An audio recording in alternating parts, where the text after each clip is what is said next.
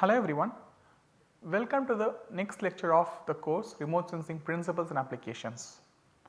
In this lecture, we are going to discuss how an image is acquired, what will be the geometric properties of images and so on. That is, until last lecture, whatever we discussed effectively dealt with the contents of the image, what we call the radiometric content of the image, like what the image contained, DN, what is the actual physical property recorded in the image, radiance, what do we really need for our applications, reflectance, what all the factors that may affect the radiance and so on. So, essentially we talked about the contents of the image, DN, radiance, reflectance, some factors affecting them, everything. In this lecture and in the coming few lectures, we are going to see how actually the image is recorded, how sensors work in space, and due to sensors property, how the geometric accuracy of the image as well as the radiometric accuracy of the image will be affected. So, geometric accuracy in the sense, say for any ground point xy, let us say the coordinate of a point is 100, 100. In the image, we will have a point of that particular ground point. We will be able to calculate what is the ground coordinates of each image point, that is possible. So, if we calculate that, from the image also we should retrieve back the same 100, 100 for the ground point. If we are able to do that, the image is geometrically accurate, and whatever feature is there, it should exactly look the same, right. Then only we see image is geometrically accurate. Say when we take our normal photographs, let us say we are taking a photograph of a circle. If the circle appears as a circle in the photograph of similar size, it is fine. If the circle gets distorted, if it appears as an ellipse, then the image is not geometrically correct, right. There is some sort of geometric distortion. So, all these kind of properties about how image is being recorded, how sensors, the way the sensor performs, how it affects the geometric accuracy of the image, how it affects the radiometric accuracy of the image, all these things we will discuss. In addition to this, the most important concepts that we are going to discuss in this lecture, in the coming few lectures, are the different resolution concepts attached with a sensor and an image. Each remote sensing system has certain characteristics given by the terms spatial, spectral, temporal and radiometric resolutions. So, these are 4 important characteristics of any remote sensing system: spatial, spectral, temporal and radiometric resolutions. So, what are these? How these are related to image acquisition process? All these important concepts we will cover in next few lectures starting from this particular lecture. Before we move on to actually looking at the procedure of image collection or image acquisition, we will first try to get a feel for what are the different class of remote sensing sensors are there, how remote sensing sensors can be classified. It is given in this particular slide. So, any remote sensing sensor can collect spatial information, spectral information and intensity information. Intensity information we can also call it as radiometric information. Spatial information is data about any given ground point xy. Say for example, if I collect the elevation of all ground point x1, y1, z1, x2, y2, z2, if I collect such data at a given ground point, ground coordinate xy, what is the elevation of the point? If I collect this, I am actually collecting spatial information. On the other hand, at every ground point, if I collect how the incoming energy or how the reflected energy varies with respect to wavelength, say there may be like a vegetation standing there in a given ground point xy, there may be like a tree standing. What I am interested in collecting is at the point xy, what is the spectral reflectance curve?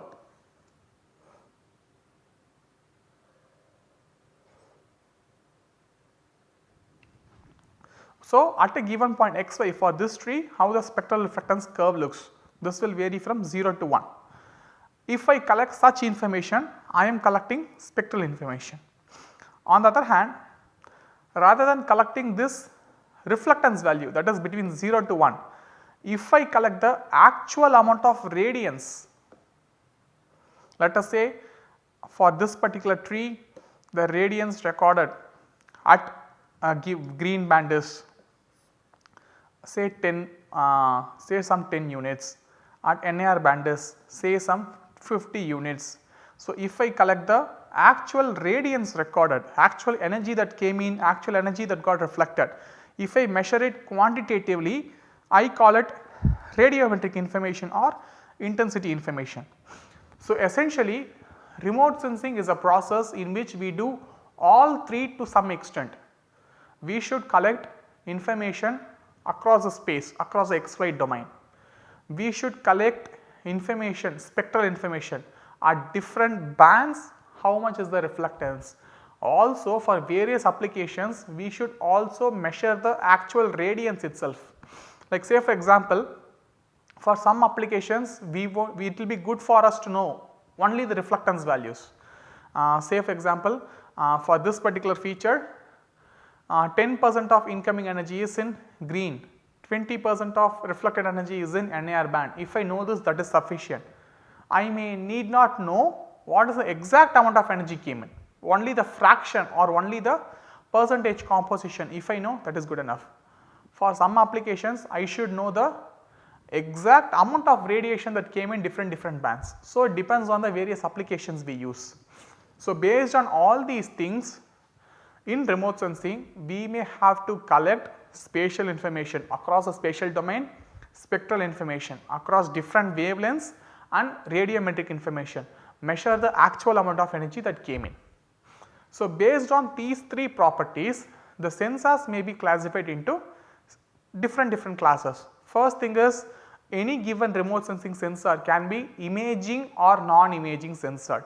So, what is imaging or non-imaging sensor?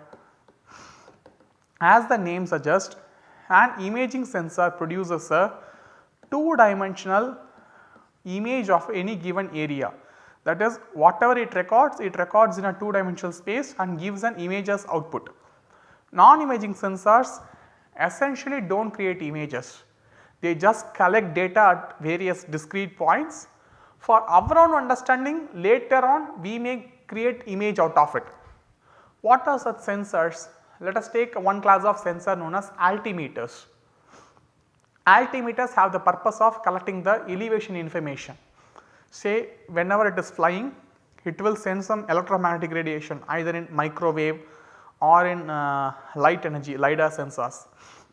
They will send in some pulses, they will collect the signals back. Using this they will calculate the height of the ground feature. So, they will give us x, y, z points, it is a series of points x, y, z and so on. If you display it in like a image display system, you will get what is known as like a point cloud, maybe at different x, y, what is the z, that is the only thing that will come up. So, this sensor essentially do not provide us a two-dimensional image, it provides us a series of points with x, y, z coordinate. Such sensors are altimeters or like radar altimeters, LiDAR altimeters and so on. Similarly, atmospheric sounders. Atmospheric sounders are some instruments which will look down the atmosphere. It will try to estimate the temperature, humidity, pressure etc. at different elevations of atmosphere. So, they will also essentially provide point information at this xy, at this height of atmosphere the temperature pressure was this. At this xy, at this height of atmosphere the temperature and pressure and other variables are like this, they will provide such information. So, these kind of sensors, atmospheric sounders, altimeters etc., they provide spatial information, non-imaging sensors. Let us take an example of a Landsat satellite. Landsat satellite is essentially like is an imaging sensor, it provides a two-dimensional image. It collects data in multiple bands. So, it provides spatial information, spectral information, and using Landsat data we will also be able to calculate the quantity of the energy that came in. So, it collects all spatial, spectral and radiometric resolution. One more example sensor I will say is MODIS, a very widely used sensor. MODIS full form is moderate resolution imaging spectroradiometer.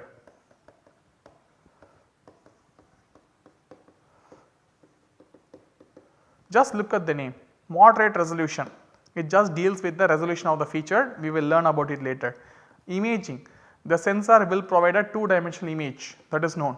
Spectroradiometer, the sensor collects data in different spectral bands, also it collects the exact amount of energy that is coming out of a sensor. So, it is both a spectrometer as well as a radiometer. So, it is an imaging spectroradiometer, it does all the jobs, spatial information, spectral information, radiometric information. Like some instruments like spectrometers, some instruments which we will use in our hand for collecting ground data, they may not collect the exact amount of energy that came in, they may collect only the relative variation of spectral reflectance. In this band this is 10%, in this band this is 20%, only the relative variation it will measure. Such instruments are called spectrometers. Some instruments like say for example during time of COVID and all, people used to point a handheld thermometer, remotely they will keep it towards our eyes. What the thermometer will do? It will collect the radiation from us, using that it will calculate the temperature of our body. That is essentially a pure radiometer, it is not doing any sort of spatial data collection or any sort of spectral data collection. Purely it is measuring the incoming energy, what is the quantity of incoming energy. Using the quantity of energy, it is calculating temperature of our body. That is a pure radiometer. From radiometric information it is doing something. So, the sensors can be collecting spectral, spatial and radiometric information. Most of the remote sensing sensors, especially what we deal in our class like Landsat, MODIS, Indian remote sensing satellites, some examples what and all we will see. Essentially they collect all the information, they collect spatial, spectral, radiometric information. They all fall in the category of imaging spectroradiometers. They collect image, they collect spectral information, they collect radiometric information. Next we are going to start with remote sensing data acquisition. Like now we learned to a good extent that once an image is collected, what different processing we can do, especially in the visible NIR and SWR wavelengths, that is lambda less than 3 micrometers, we have a good knowledge at this point. How that image is collected, how it is being carried out, that is what we are going to see in the coming slides. First we will take an example of like earlier days. Earlier days there is not much of like sophisticated sensors available, but a normal photographic camera was there, like I am talking about like 18th century and all. So, a photographic camera was there. So, essentially people they put a photographic camera in balloon or they tied it under like huge kites under PGNs and all, they flew it in sky, took photographs of the ground surface. So, essentially the first modes of image collection that happened is like pure analog photography, that is given in this particular slide. So, in olden days that will look something like this as given in the slide. Say it will be like a photographic camera put in space, it will have like a lens. So, this is like earth surface, it will take multiple different photographs. So, as the balloon or something moves, it will take multiple photographs. So, this was like the earlier most ways in which earth observation was carried out. Similarly, later people started putting such cameras in aircraft in order to collect aerial photography, what we call aerial photography.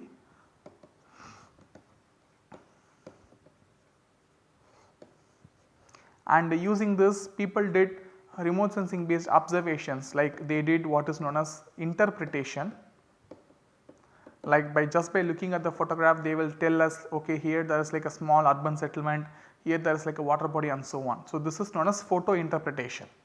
This was very widely developed and used in days of World War, like the people will fly aircraft fitted with photographs or photo cameras, they will collect photographs and start interpreting it for collecting strategic defense information. And also it gives us a field what is known as photogrammetry. Photogrammetry essentially means making measurements from these photographs and mapping the features on Earth's surface. So, based on certain principles, if we take photographs, we will be in a position to calculate x, y, z of all points that is imaged in that particular photograph. So, mapping the terrain, what is the x, y, z coordinates, what is that particular feature there. So, mapping everything, measuring distances, all these things developed, the technology developed, and that particular subject is known as photogrammetry. It is a different subject altogether, related field, but there the much of the interest is in making physical measurements in photographs and mapping the terrain. So, olden days that is how aerial photographs were collected and measurements were made and also photo interpretation was done. Later came the age of space based satellite remote sensing. So, when something has to be sent to space, essentially that particular sensor once sent, it cannot come back, right. Yes, people are still doing it, they will send something to space, it will fly in between like aircraft and spacecraft distances, it will come back, people will retrieve the tapes from it, develop it, it was possible. But still when pure satellites was to be developed and sent to space, essentially whatever data is being collected by the satellite should be transmitted through some non-contact form, that is you cannot bring the satellite down, retrieve this film photography back and develop it as we do like a normal photograph. Everything has to occur digitally and also the data has to be collected in a 2-dimensional space. We cannot send our normal photographic camera there. Then came the development of different sensors or different ways in which image was being collected. So, when the satellites was sent to space, there can be like 2 different orbits, or maybe like I will first tell the example of like a normal still photography. Let us assume we need to take a photograph of a small surface or something that is happening in front of us. What we will do? That particular object or phenomenon will be there in front of us. We will take our camera, take a picture. So, our camera is in motion, sorry, our camera is actually stationary, we are standing still. Whomever or whatever object is there in front of us most likely will be standing still. We will take a photograph, we will get a 2-dimensional image. If we think about like a satellite will be in continuous motion, it is imaging Earth. Earth is also rotating continuously in some axis. So, these are some of the things which are in motion. This complicates things to some extent. So, in such circumstances how the image was collected. First thing we should know is based on the orbit of the sensor, the way in which the image will be collected will differ. Orbit of the sensor means or like orbit in which the satellite is put. 2 common orbits in which satellite is put is geostationary orbit and near polar orbit. Let us say this is Earth, satellite is revolving around it. Okay. So, if this is the Earth, it will revolve in like from west to east, it will rotate like this. So, if the satellite moves around the Earth in this direction, like from north to south, we call it as a near polar orbit. There is another orbit called geostationary orbit in which Earth is here, satellite will be placed along the equator at a farther distance. As the Earth rotates, satellite also will rotate with Earth, that is known as geostationary orbit. So, when satellite is put up in 2 different orbits, the image collection principle may vary little bit, slightly.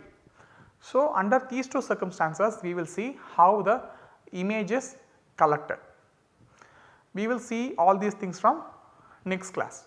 So, in this class as a summary what we have seen is, we have seen the broad classification of remote sensing sensors which collects spectral information, spatial information and radiometric information.